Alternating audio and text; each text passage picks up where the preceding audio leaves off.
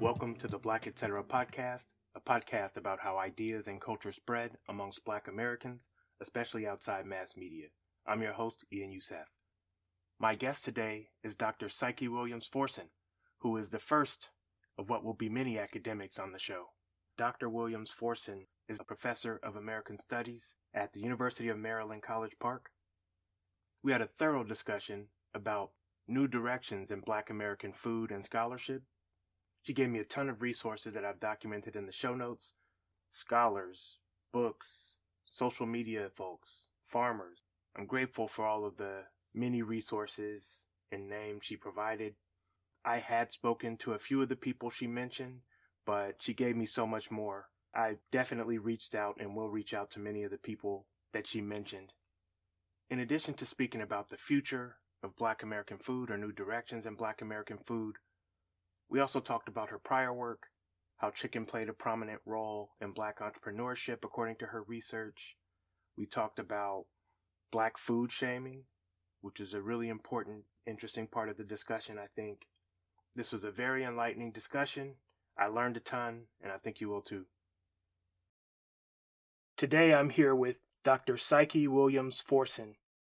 She's a professor in the Department of American Studies at the University of Maryland, College Park. She's a speaker and activist. She serves on the boards of numerous journals and organizations. She's also an exhibit curator. She's a founding member of the Southern Foodways Alliance and the author of Building Houses Out of Chicken Legs, Black Women, Food, and Power, Taking Food Public, Redefining Foodways in a Changing World, and Eating While Black, Food Shaming and Race in America.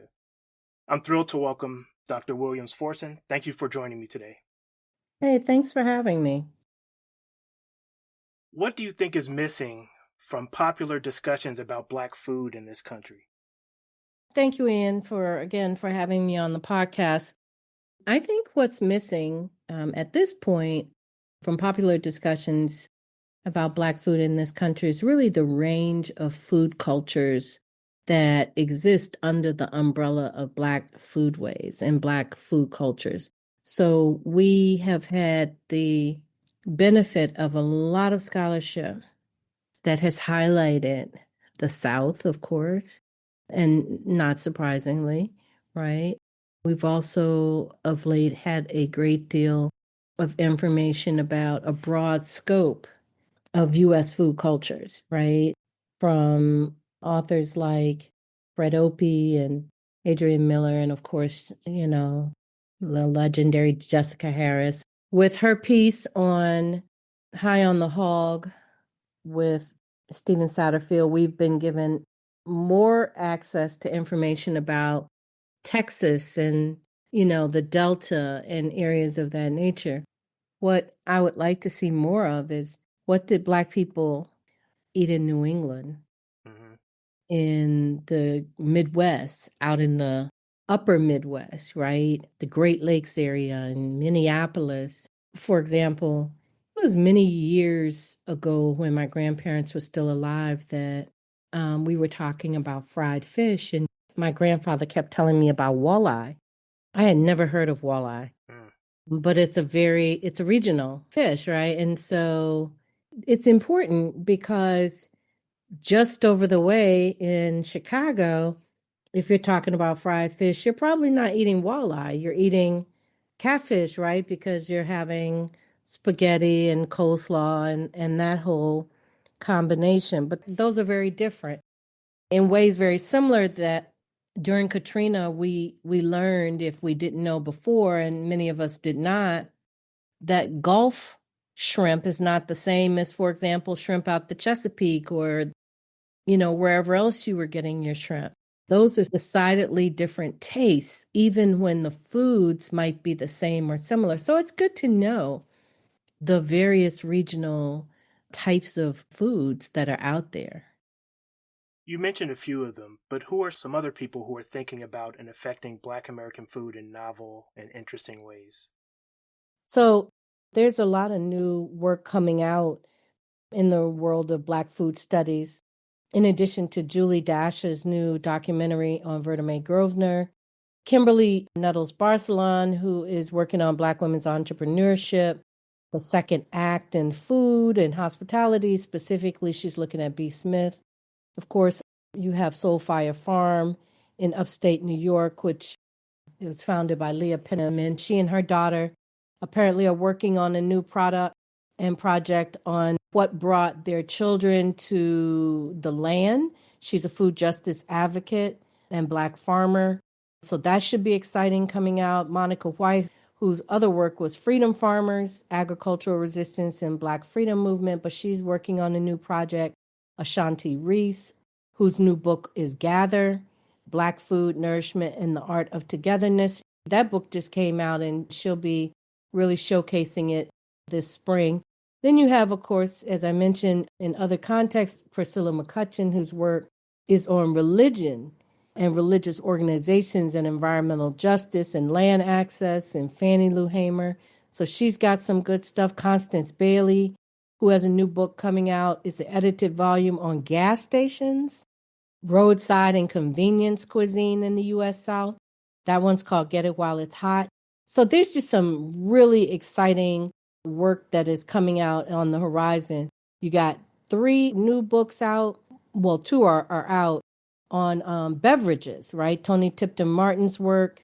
Tony Tipton Martin's a James Beard Award winner, right? Juke Joints, Jazz Clubs, and Juice, which came out in 23. But then you have Shaw McCoy, who just came out with a new book, entrepreneur, educator, sommelier, and her book, Wine Pairing for the People, is beautiful, right? It's not quite a coffee table in terms of its size, but it packs a really hard punch around its visuals and the way that she suggests you pair it with various dishes. Beautiful book, beautiful book.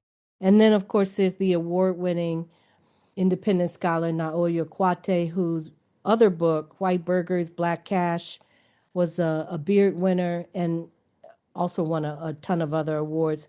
She's working on a new project on Black people in Hennessy, right? So stay looking out for that. Of course, Bobby Smith, Food, Power, and Politics. Also writing in Black food is Jennifer Wallach. She's a scholar out of Tennessee. She's written a ton of stuff on Black food around Du Bois and others. Those are some of the folks that I would absolutely shout out to. And then, of course, you've got Michael Twitty. I mean, he's known for the cooking gene, of course, but he's got other books that have come out in recent years, one about being Black and Jewish, and then even a more recent book that has come out.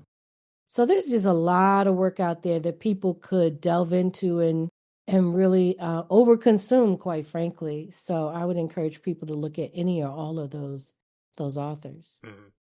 But, we have a whole crop of new young scholars who are coming out doing some really good work that we should be aware of. And what I would say is just stay attuned to places like social media, right, which highlights some of that work that is out there. There are a number of different Black food voices, especially in the podcast arena and certainly online. And I know I'm going to miss a lot of folks. You have a couple of different really good influencers, Feed the Malik, but also the Black food voice, in addition to the tons of people who are out there doing, Black food reviews, all props to them. But you have people like KJ Kearney, whose IG is Black Food Fridays, who's doing the hard work of bringing new and established restaurants to our attention. So you've got a couple of really good folks out there that you should be paying attention to. And at the same time, I guess I would offer a caution, because there are often people on social media who also give us Black food knowledge as if it's commonplace, but they don't cite sources. That's always something that's of interest to me, because how do people build off your work if you don't cite it? Say, hey, you can look here and get more information about X, Y, and Z, especially in this age of social media. I'm not highlighting the misinformation, even though that's certainly a caution.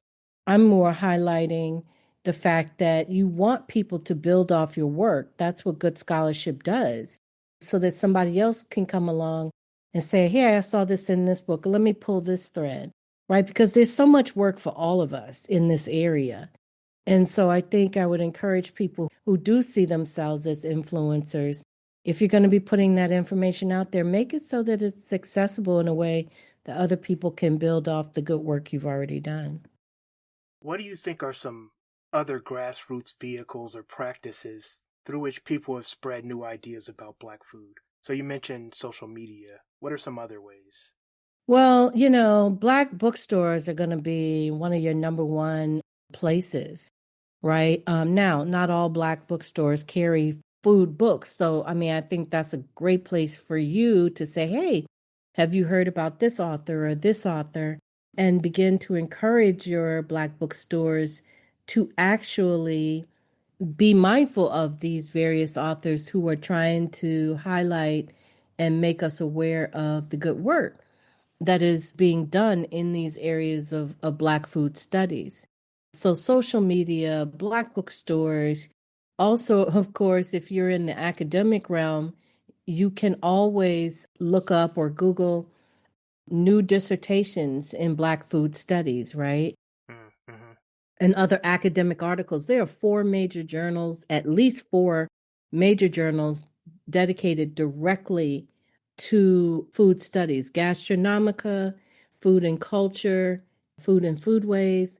And then there's one that is a publication outpost called Gravy, that's by the Southern Foodways Alliance, and oftentimes the Oxford American also. So there are three major journals, I should say. But then there are other academic journals as well. From almost every discipline, there's going to be some article in and around food. And one of the great things is you can always Google the article. If you find it, look at the table of contents, look at the bibliography to see who's writing in those areas around Black food work that's going on. What other things excite you about the potential new directions for Black food in this country? Well, I'm just excited to see so many people talking about food. Mm-hmm. When I was doing this work back in the early 90s, I didn't have a lot to choose from. When I first got started, there were a few pieces on Black food, one of them in particular being the work of the late Verna Mae Grosvenor. Mm. There was also a scholar by the name of Rafia Zafar who had written on Grosvenor. Also, of course, there was, again, Jessica Harris's work. And then there was a smattering of journalists, Tony Tipton Martin, Mm-hmm. Charlotte Draper, Yep. folks like that. And so I'm just really excited to see so many people become interested in food studies. And I think that one of the things I would say, I mean, now, of course, we know we have all the influencers now and food enthusiasts and so forth and so on. And it's a very interesting divide that has come up because some of the people who've been talking about food for decades, the people who have put other people on, if you will, are the very people who are now overlooked in these larger spaces. Long before the Beard started acknowledging Black chefs for the many, many contributions that they are making to the culinary world, you had academics who were doing this work. Mm-hmm. And it's unfortunate that many of us don't know them, they don't know us, right? What they know, or they know one or two of us, Mm-hmm. right?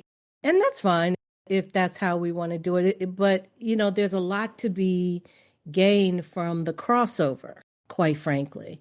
You've got people like Cynthia Greenlee, Scott Barton, and others who are doing work in various places, many of whom are very knowledgeable about the popular food world because some of them crossed over from being chefs to academics, etc. But many more of us who are doing this work on a number of levels, from agriculture to Michelin type conversations to historical conversations, just do not know Black chefs. And it would be great if there was a forum where we could all come together, because there's so much to be learned from what is practically being cooked and what's happening in kitchens. Mm-hmm. and the histories that we are trying to impart. I have this kind of relationship with a local chef and entrepreneur, Rock Harper, Yeah. who, he and I have talked when Eating While Black first came out.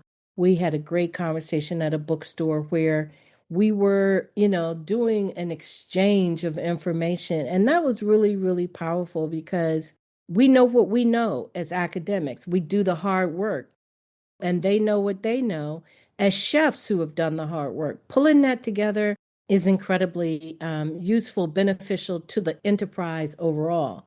But most academics cannot afford to go, for example, to the Black family reunion, right? It's just out of our price range. Hmm. And yet, oftentimes, academics are the ones who are providing the information that's being passed on by the influencers that in turn give them the audience with the chefs at spaces like the Black family reunion. I'm very happy to hear you name all those names. Several of those people either have been on the podcast or will be on the podcast in the future. So that makes me seem like I'm doing something right. I think so. Yeah. Yep. Shifting gears a bit to some of your prior work, how has chicken played a prominent role in Black foodways and culture? Oh, yeah. Well, fried chicken or chicken in general is among the many foods that have played a significant role in Black culture because, in my research, animal husbandry and caring for and raising different kinds of livestock was always important task in West Africa and in other African countries prior to coming to the United States and the Caribbean and UK and where have you. And so we brought those knowledges with us. One of the foods that happened to be discussed in the research was chicken. Someone who has done some really good work around some of these foods, and I'm going to get back to the chicken in a minute, but I would be remiss if I didn't mention Sawandi Mustakim's book, Slavery at Sea. Mm. Terror, sex, and sickness in the Middle Passage. And the reason her book is so important is because she talks about the ways in which merchants provisioned the slave ships, right?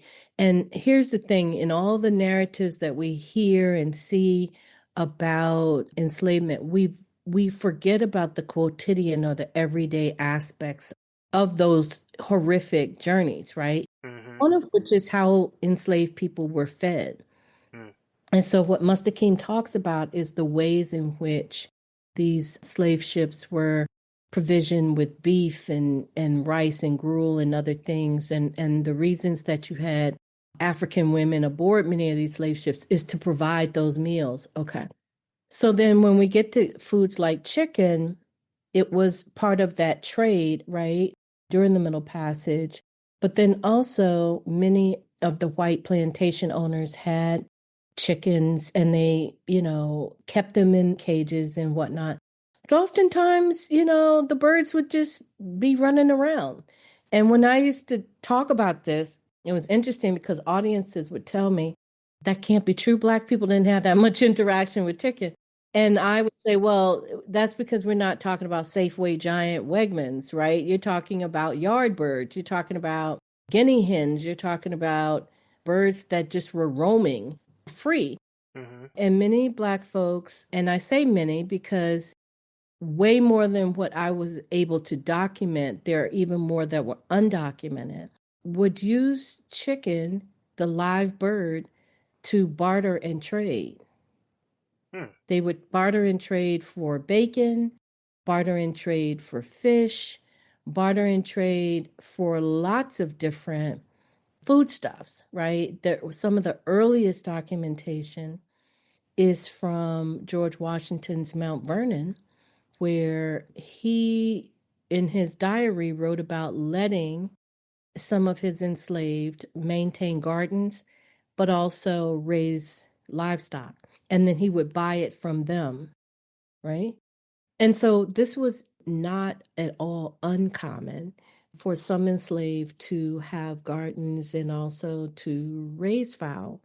So chicken became important not just for feeding one's family, but also for entrepreneurial ventures. And it's too that we not think about this from today's mentality. You have to kind of put yourself in a 1600s way of thinking, right? Meaning they would cook every part of the chicken and then sell it. The feet, the gizzards, the liver, and all of that. The study in my work on Black women and food, my first book, Building Houses Out of Chicken Legs, I mentioned that one of the informants in that study said they had no idea any part of the chicken existed other than the neck and maybe the feet because every other part of the chicken was sold. So that's Mm, important. And with that kind of food, these women were able to get enough money to build houses. They got enough money to open businesses, feed communities, burn church mortgages. And so food became very much a vehicle for advancement. mhm. What is Black food shaming, and how did you come to write a book about it? Thank you for that. When I was talking with people about building houses out of chicken legs, that book was published in 2006. So between 2006 and 2010, I'd say, we really began to see a shift in this country, another wave of food conversations. We started to hear a lot more about growing your own food, right? Hmm. Almost everywhere I went, people, even now, were talking about the importance of growing your own food.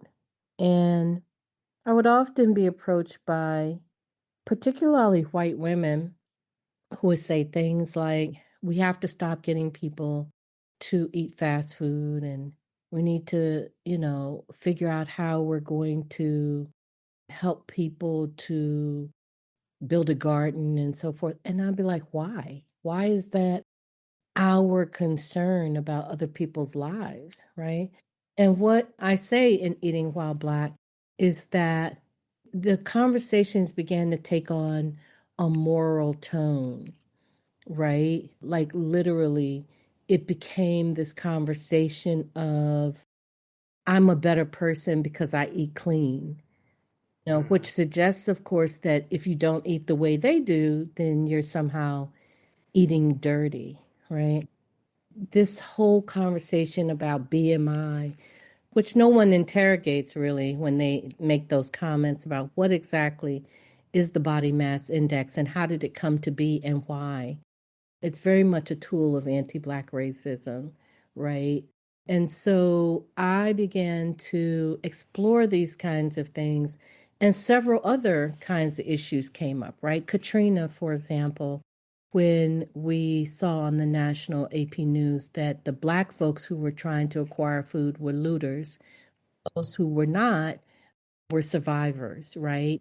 And Right. again, to see those conversations be very pervasive in a lot of different places. I had started writing when I was working on the book, Taking Food Public, I was working on an article around Dollar Tree because I started going to the Dollar Tree to get party stuff for my daughter's many, all the little birthday parties you have when kids are young.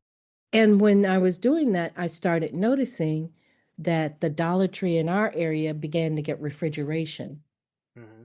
and selling things like bread and eggs and milk and juice. And I'm like, wow, people are buying groceries at the Dollar Tree. But then it became very practical. I'm like, well, while I'm here, let me just go on and pick up A, B, and C, right? But then they started having even more foods like strip steak and raw chicken and so forth. And people were like, well, that stuff is out of date. Actually, it wasn't out of date. It was very much up to date.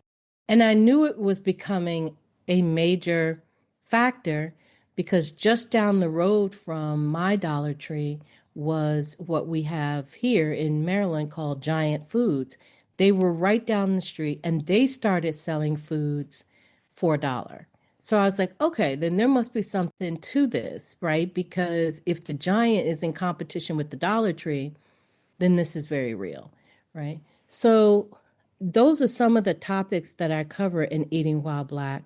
And I really do take on this notion of how trying to use shame to police people's everyday life and police people's movements, it's a matter of anti-Blackness again. And this isn't just limited to non-Black people.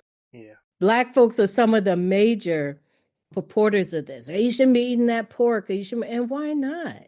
Because if that person has made some really solid choices about how they want to live their lives, who are we to say you're a bad person for using pork in your greens as opposed to smoked turkey or liquid smoke, right? Yeah. Yeah, I mean, when you think about it, and if we really want to chronicle the number of things that we could really shame one another for, food is probably the last on that list. I promise you, I promise you, it is not what people are eating that is causing the issues that we have, for example, in this current government and regime. I promise you, it has nothing to do with what people are eating.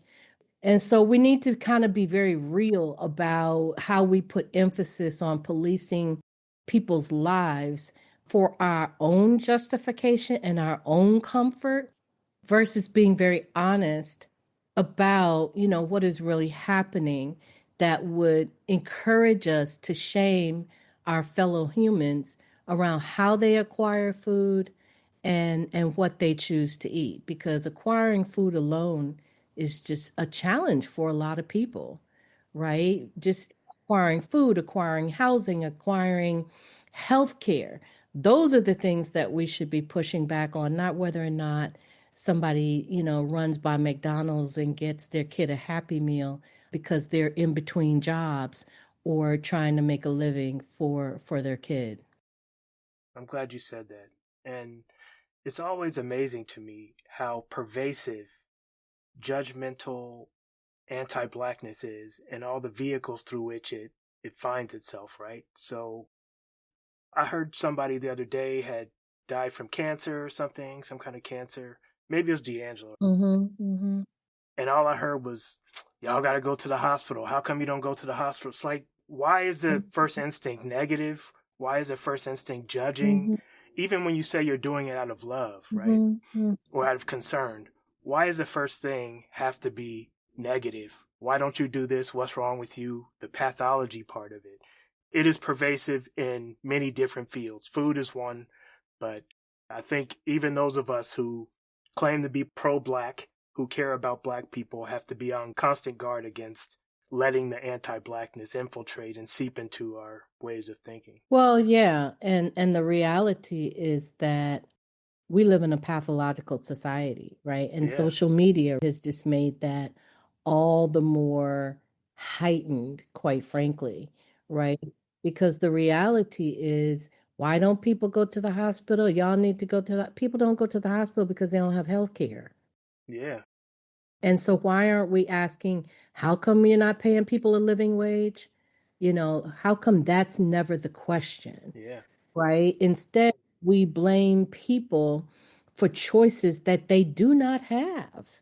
yeah, Right? That's the crazy part. You're blaming people for choices that they often don't have. Well, then you should have done this. Well, if I go to school and I have to go to school and take a loan, well, then that's a problem, right? yeah, yeah, But then if I don't go to school, then what am I doing to get a job, or where are my skills? Or, we by nature as humans are extremely judgmental people, yeah. right? That's the nature of who we are. And so the question becomes, how do we do better on an individual level? How do we choose to mind, quite frankly, in many instances, our own business, Mm-hmm. worry about ourselves? I mean, I open Eating While Black highlighting a DC Metro worker who was eating on the train, and she was in her Metro uniform. And a woman of means who was on her way to her corporate employment chose to take a picture of this young woman and posted it on Twitter, right? Yeah, And was like, hey, Wamata, why aren't y'all paying attention to this woman who's eating on the train. I thought we weren't supposed to do that. So what in the world would possess you? Take a picture of an unsuspecting person who is minding their business and post it on social media. Why would you do that? Right. Yeah. And the woman, when she asked the woman, about what are you doing, right? And the woman said, worry about yourself. The woman who was Yeah. eating said, worry about yourself. And rightfully so. Yep. Why you worry about me? But if you really want to know whether or not we can eat on the train, then just put that to Wamada. Hey, Wamada, can we now eat on the train? That's fine, but you don't have to shame a person Yep. or attempt to shame a person who's, maybe that's their only moment to grab a meal. Yeah. Yeah. You don't have to do that. And so we have to examine, even as we're shaming people for how they're eating, we might want to examine our own sense of self, right? What kind of person embarrasses another human being for our own likes? Mm-hmm. Oftentimes we see the things that people post on the socials and you're like, who does that? Everything is not for everybody else's consumption, pardon the pun, right? And so food is one of those areas that makes us beg the question about how we are living as humans on this earth and how gently we want to walk or how we're going to thump through, making sure that we come through at the expense of other people. I was in DC at the time when that event happened. I remember that actually. Mm-hmm. And something related. One of these watchdog, gentrifying Karen type accounts was like holding the metro accountable. And it Mm-hmm. was always these things about black employees, right? And it was a big site. Later, that person who ran that site turned out to be a right wing racist, of course. Sure. you know? Mm-hmm. When you unpack these things, you do find out all kinds of information about the folks who are putting out these narratives. My students, in a course that I contribute to, read an article that I found some time ago about chicken bones in the community, right? And the mass numbers of chicken bones that were appearing in this community, and how the newcomers to the community, gentrifiers, were really upset at the presence of the chicken bones and were really trying to get these Asian eateries shut down, right? Because they were saying, hey, without overtly saying Black people, they were like, the customers are eating the food and then, discarding the chicken bones wherever it was. It turns out by the end of the article, it wasn't the customers at all. It's the fact that chicken bones were being discarded properly, but squirrels were moving the bones all around the neighborhood, right? Yeah, yeah, And so again, it's this sort of tongue-in-cheek look, and you're like, huh, how ironic is this, right? yeah. But the reality is racism always rears its ugly head. And we as people should be concerned about these behaviors, but we as Black people in particular should be concerned about perpetuating these narratives that are undergirded and underwritten by class. Mm-hmm. Don't ever want to talk about, but they are. They're underwritten by class. They're also underwritten by our own internalized feelings about ourselves and our communities, Mm-hmm. and, really are problematic all around, right? Yeah. So, I think it's really important for us to push back, quite frankly, on these kinds of narratives when we encounter them. One of the things that I talk about in Eating While Black was an experience that I had at a museum during Black History Month, where we were treated to or paid for, I can't remember how it went, a vegan Black History dinner. Mm-hmm. And the first course was a salad, and then the second one was maybe a mac and cheese or something like that. And while we were eating, we were being told about African American food cultures by a young white woman. Mm-hmm. And it was so very interesting because the more she talked, the more frustrated I became because it was clear to me she hadn't done any real research around this topic, but rather she was regurgitating things that she had gotten offline or heard somewhere, and because a lot Mm, was very misinformed. mm, And so at some point, the chef came out, and by this point, we had had a third course, which was some greens, and they were, they were fine. Well, when the chef came out, an older, seemingly learned, as was most of the attendees, had probably some college background because that tends to be the population that visits museums and so forth. And you could tell by the conversations that people were having, and some were groups who were there and so forth. Anyhow, she was telling the chef how her mother-in-law insists upon making her greens every Sunday morning with pork. And it just was so unhealthy and unclean and, all this, that, and all that. she's saying this in front of everybody. She's saying this in front of all of us. And so as she's saying that, she says to the chef, how can I get my mother-in-law to stop making these greens? And so the chef is like, well, I mean, I don't know that you can or you can't, but the bottom line is that these particular greens that we just had, you would not be able to necessarily duplicate them because he had used black truffles. Mm, And he went on to get a piece of the truffle and explain to us how expensive truffles were and all of that, right? mm, And so part of what I talk about is how here you are throwing your mother-in-law under the bus mm, for something that you can't even obtain.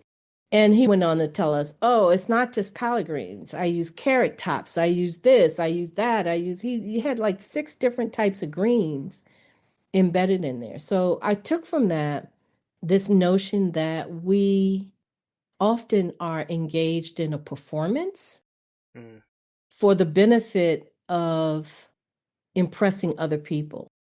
yeah. This notion of I eat better than you. It's both a sort of moral high ground, but it's also a performance. Because, but for the grace of God, go any of us on any given day, and we'll eat whatever we can eat. And the thing that we refuse to remember and believe and acknowledge is that there is something called taste, Yeah. right? So I don't care if it's your collard greens, if your consumption of butter, if you eat beef, if you don't eat beef, if you want to eat garlic powder, you don't. We all have taste buds. And for some people, for many people, taste is tied to time and place and space and other very real, very important emotions.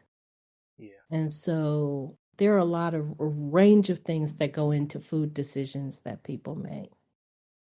For the type of work that you and your colleagues do, how have concerted attacks on Black culture and history affected your work in the academy, and how are you all fighting back? Yeah, that's a great question. You know, Black food studies has always been under attack because it's part of Black culture. Yeah. Mm-hmm. The way that we fight back is to keep doing what we do. When have Black people not been under siege, right? Mm-hmm. So I think, Toni Morrison, among others, is one of the best folks who said, I mean, why are we validating that? Just keep doing what you do. This is important work. In the last 2 decades, I would say, the amount of scholarship that has come out around Black food has just really heightened people's awareness. Even before then, there was quite a bit. Ebony Magazine alone had enough information about Black food cultures that would really inform a large populace. But not everyone could afford Ebony, not everyone was interested in it. And so, for example, if you read this article by Joanne Hippolyte at the Smithsonian Museum of African American History and Culture on the moving of the Ebony Test Kitchen, it is phenomenal in terms of the amount of information that passed through the kitchen from those who were creating in that space and the enormous amount of work that they contributed to our understanding of Black food culture. But absent being able to read that article, for those of us in the academy, we do what we love, we do the work that we're passionate about, and that's helping to raise awareness of Black people and our many, many different food cultures. Mm-hmm. What is something you're currently working on that you can share?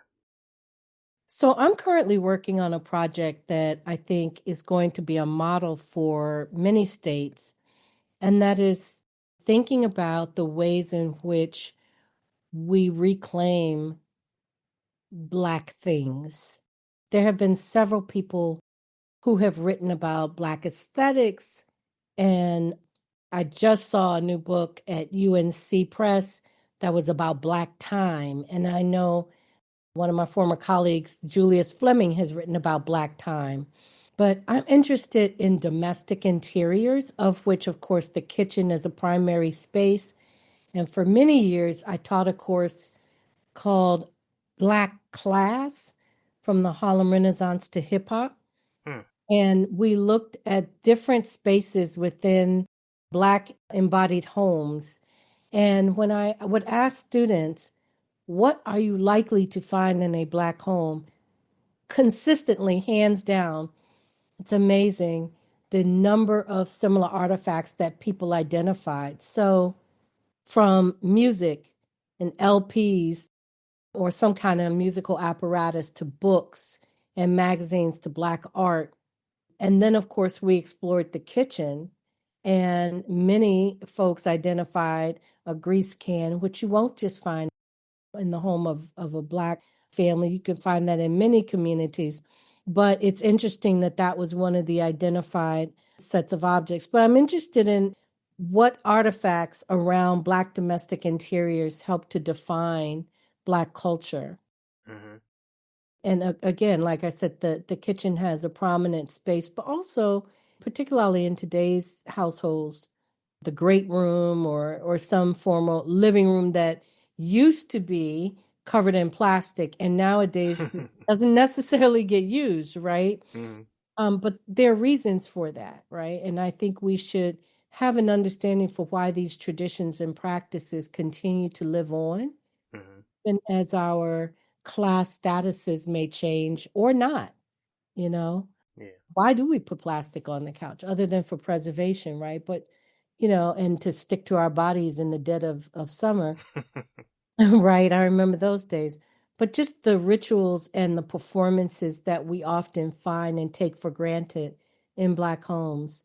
And so I'm really interested in a specific way of looking at the photographs, many of which were captured by Deb Willis, noted photographer Deb Willis, and others that appear randomly, and we often see them, but we don't really unpack them, Mm-hmm. right? I am very much interested in that body of work and what it tells us about the material worlds of Black people. So that's really what I'm working on next. And Carrie Mae Weems's kitchen table series, for example, really informs us the straightening comb at the kitchen table, right? Mm-hmm. The stories that get told. Michael Twitty tells the story about being in the kitchen around the table, telling his mom that he's gay, and how those conversations unfold, right? So what do kitchen tables tell us in Black homes? It's fascinating. All right. Now we get to the portion of the questions that I ask every guest. Mm-hmm. First one. What songs got people on the dance floor when you were going out dancing at your peak? I was thinking about this the other day because I said to my daughter, we were decorating for Christmas, and so we were playing different kinds of music. And I said, "Does your generation slow drag?" She kind of looked at me. I was like, because we used to have the slow songs, right? So anything by Luther, Mm-hmm. anything by Rick James in the late 70s, early 80s, Tina Marie and Rick James, Fire and Desire, to the point where I can barely listen to that song now. Mm-hmm. But earlier growing up in the early ages, a lot of the OJs, Isley Brothers, Yeah. all of that early R&B, Earth, Wind and Fire, those were the songs that got people moving. Evelyn Champagne King, which Yeah. everybody is dancing to right now on doing the TikTok challenge. That's kind of funny. Phyllis Hyman, right? Mm-hmm. So those were the folks who were really moving us. Gap Band, gotta have Gap Band. Yeah.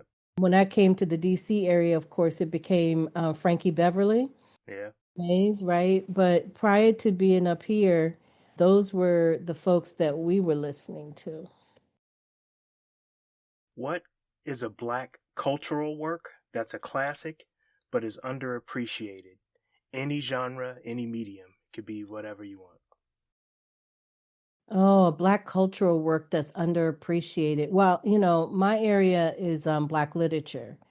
And so I think that one of my favorite writers is Dorothy West, who was writing in the Harlem Renaissance. Mm. Particularly, one of my favorite books is The Living is Easy. And she's talking about a Black entrepreneur who's a banana king. He's dark skinned, I think Jamaican or Haitian man, who's married to a very light skinned Black woman. So she deals with colorism and class and sibling rivalries and all kinds of issues that we don't like the uncomfortable stuff, right? That we don't like to talk too much about. I also love Louise Mayweather. Daddy was a number runner. Mm-hmm. That's another project that I'm working on is Black women in bootlegging. Mm. Specifically, that's a self-ethnographic piece, looking at the ways in which bootlegging sustained generations in my family. And I'm building it around the literary pieces, right? Of course, I can't go anywhere without mentioning Pauline Hopkins's Contending Forces. Problematic though it may be, this is a sister who was writing at the turn of the 20th century. She was a journalist and an activist, and she wrote about Black boarding houses culture, and particularly in New England. So I'm a fan of under mentioned Black literature. In my first book, Building Houses Out of Chicken Legs, I wrote about Say Jesus and Come to Me. Mm. It's Anne Allen Shockley's work, where she's one of the first Black artists to deal specifically with same gender loving relationships. And in that book, her primary character is an itinerant preacher. She travels to preach, and Myrtle Black refuses to eat the big piece of chicken.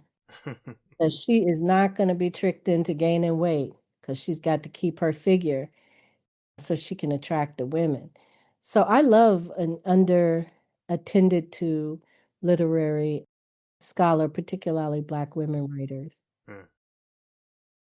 And finally, what particular dish did your family make that you looked forward to the most? Oh, wow. What did I like that my family made that I look forward to the most? When I was younger, my mom always made collard greens, mac and cheese, and potato salad. That was the trifecta. Mm-hmm. We could have that with anything, fried chicken, turkey, meatloaf, any of that, mostly chicken.